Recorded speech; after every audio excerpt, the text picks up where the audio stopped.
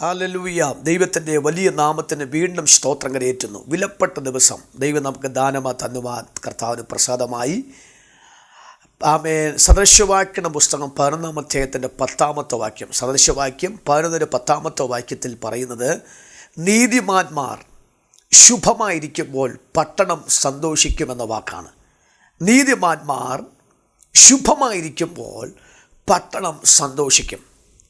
പ്രാർത്ഥനക്കാർ, ദൈവത്താൽ വിളിച്ചു വേദനിക്കപ്പെട്ടവർ വളരെ തൃപ്തിയായി നിൽക്കുന്ന സമയത്തിൽ ആ ദൈവദാസന്മാർ ദൈവമക്കളുടെയും പ്രാർത്ഥനക്കാരുടെയും മുഖം തൃപ്തിയാണെങ്കിൽ അവർ പാർക്കുന്ന പട്ടണവും അവർ പാർക്കുന്ന ദേശവും വളരെ തൃപ്തിയായി പോകുമെന്നാണ്. ഒരു ദേശത്തിൻ്റെ കാവൽക്കാരാക്കി വേർപെട്ട ദൈവമക്കളെ കർത്താവാക്കി വെച്ചിരിക്കുമ്പോൾ ആ ദേശത്തിൻ്റെ സകല ഉത്തരവാദിത്വം അവർ നിക്ഷിപ്തമാണ്. അവരൊരു പ്രാർത്ഥനക്കാരനെ പരിശുദ്ധാത്മാ ഏത് ലെവലിലും മാറ്റും. ആ പ്രാർത്ഥനക്കാരൻ ദേശത്തിന് ഭാഗം ശുഭമായിരിക്കണം. അവൻ്റെ ആത്മാവും അവൻ്റെ പ്രാണനും അവൻ്റെ ശരീരം ഒരുപോലെ സ്വസ്ഥമായിരിക്കണം. ആ ഒരു സ്വസ്ഥത ആ വ്യക്തി അനുഭവിക്കുന്ന കാലം അത്രയും, എന്ന് പറഞ്ഞാൽ പ്രാർത്ഥനക്കാർ അനുഭവിക്കുന്ന കാലം അത്രയും ആ നീതിമാൻ്റെ, ആ വിശുദ്ധൻ്റെ, ആ ദൈവദാസൻ്റെ, ദൈവദാസിയുടെ വിലപ്പെട്ട ആത്മീക നിലവാരത്തിന് മെച്ചപ്പ് ആ ദേശത്തിൻ്റെ സമാധാനത്തിനും സന്തോഷത്തിനും കാരണമാക്കി മാറ്റുമെന്ന. ഒന്നുകൂടി ഞാൻ ആ വാക്ക് പറയാം.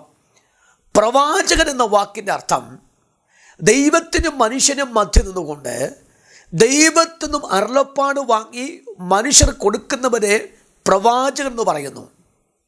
പുരോഹിതൻ എന്ന വാക്കിൻ്റെ അർത്ഥം ദൈവത്തിൻ്റെയും മനുഷ്യൻ്റെയും മധ്യ നിന്നുകൊണ്ട് മനുഷ്യർക്ക് വേണ്ടി ദൈവത്തിന് പക്ഷപാതം ചെയ്യുന്നവനെ പുരോഹിതൻ എന്ന് പറയുന്നു.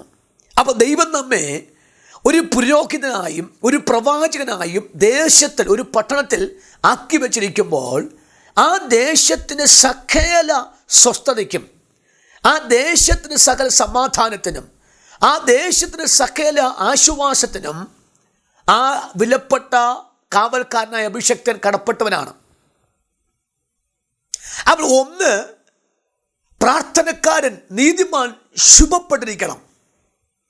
അപ്പം നീതിമാന്മാരുടെ സഖിത്വം, നീതിമാന്മാരുടെ ദൈവത്തിൻ്റെ സഖിത്വം പിതാവാം ദൈവം, പുത്രൻ യേശു, പരിശുദ്ധാത്മാവാണ്.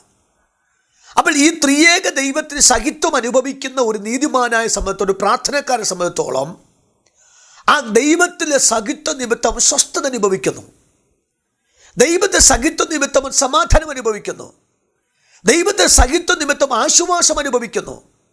അപ്പം ദൈവത്തിൽ നിന്നും ആശ്വാസം പ്രാപിച്ച് ജനത്തിന് കൊടുക്കുക, ദൈവത്തിന് സമാധാനം പ്രാപിച്ച് ജനത്തിന് കൊടുക്കുക, ദൈവത്തിന് അരുളപ്പാട് വാങ്ങി ജനത്തിന് കൊടുക്കുക. അങ്ങനെ കൊടുത്തു കഴിഞ്ഞാൽ ആ വ്യക്തി കർത്താവിൻ്റെ ഏറ്റവും ഇഷ്ടപ്പെട്ട വ്യക്തിയായി മാറും. ആ വ്യക്തിക്ക് ദൈവം സ്വസ്ഥത, സമാധാനം കൊടുക്കും. ഈ ശുശ്രൂഷയിൽ ഈ ദൂതകൾക്ക് ദൈവമക്കളുടെ വളരെ വിലപ്പെട്ടൊരു വെളിപ്പാട് കൈമാറ്റം ചെയ്യുകയാണ്. ദൈവം നമ്മെ ദേശത്തിൽ അപ്പോയിൻമെൻ്റ് ചെയ്ത് വെച്ചിരിക്കുമ്പോൾ, ഒരു ദേശത്തിന് റെപ്രസെൻറ്റേറ്റീവായി കർത്താവ് വെച്ചിരിക്കുമ്പോൾ, ദേശത്തിൻ്റെ കാവൽക്കാരനെ കർത്താവ് വെച്ചിരിക്കുമ്പോൾ, ഈ രാവിലെ നാം ശുഭപ്പെട്ടിരിക്കണം.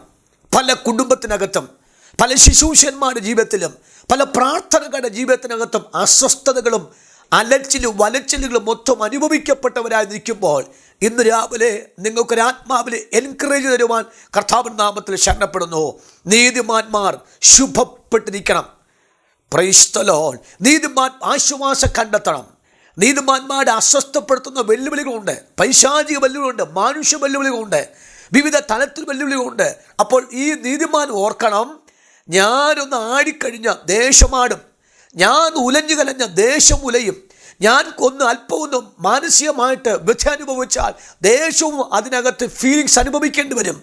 എന്നാൽ ഞാൻ ഉറച്ചു നിന്നാൽ ദേശവും ഉറച്ചു നിൽപ്പാൻ കാരണമായി. അത്രയ്ക്കും ഒരു ഹൈ റെസ്പോൺസിബിലിറ്റി, ഒരു വിലപ്പെട്ട ഉത്തരവാദിത്വം സ്വർഗം നമ്മുടെ മേൽ ഫലമേൽപ്പിച്ചിട്ടുണ്ടെങ്കിൽ, ആ ഉത്തരവാദിത്വം കൃത്യനിഷ്ഠതയോടെ ചെയ്യുവാൻ താല്പര്യരാണെങ്കിൽ എൻ്റെ കർത്താവിൻ്റെ അനുഗ്രഹവും എൻ്റെ കർത്താവിൻ്റെ ബഹുമാനവും എൻ്റെ കർത്താവിൻ്റെ അംഗീകാരവും നമ്മുടെ ജീവിതത്തിൽ വെളിപ്പെട്ട് വന്നിരിക്കും. നമ്മുടെ സകല ഉത്തരവാദിത്വം സ്വർഗസ്ഥനായ ദൈവം മാത്രമായിരിക്കും. ഒന്നുകൂടി ഞാൻ വാക്ക് ആവർത്തിച്ചിട്ട് പ്രാർത്ഥിക്കാം. നീതിമാന്മാർ ശുഭപ്പെട്ടിരിക്കുമ്പോൾ പട്ടണം സന്തോഷിക്കുന്നു.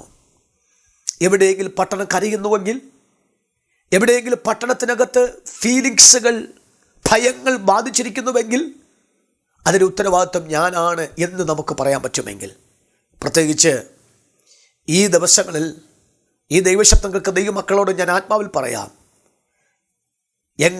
എന്തായിത്തീരുമെന്ന് പിടികിട്ടാത്തൊരു കാലഘട്ടത്തിലേക്ക് വന്നുകൊണ്ടിരിക്കുമ്പോൾ നമ്മുടെ ഉപവാസത്തിന് ശക്തി കൂടണം, നമ്മുടെ മധ്യസ്ഥതയുടേതായ ശക്തി കൂടണം, നമ്മുടെ പ്രാർത്ഥനയുടെ ശക്തി കൂടണം.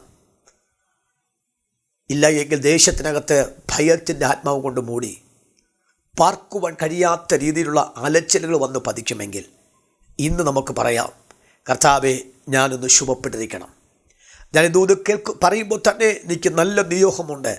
നമ്മുടെ ഹൃദയത്തിനകത്തേക്ക് ദൈവാത്മാവ് ആ ആശ്വാസവും ആ ബലവും ആ ധൈര്യം ദൈവം നൽകുകയാണ്. നിങ്ങൾ ശുഭപ്പെട്ടിരിക്കും, നിശ്ചയമായി ശുഭപ്പെട്ടിരിക്കും. ഒരു കാരണവശാലും അതിനകത്ത് ദൈവം മാറ്റില്ല. നമ്മുടെ എല്ലാ അലച്ചിലും കർത്താവ് മാറ്റട്ടെ, നമ്മുടെ എല്ലാ പരാജയ കർത്താവ് മാറ്റട്ടെ, സകല ഞരക്കങ്ങളും കർത്താവ് മാറ്റട്ടെ.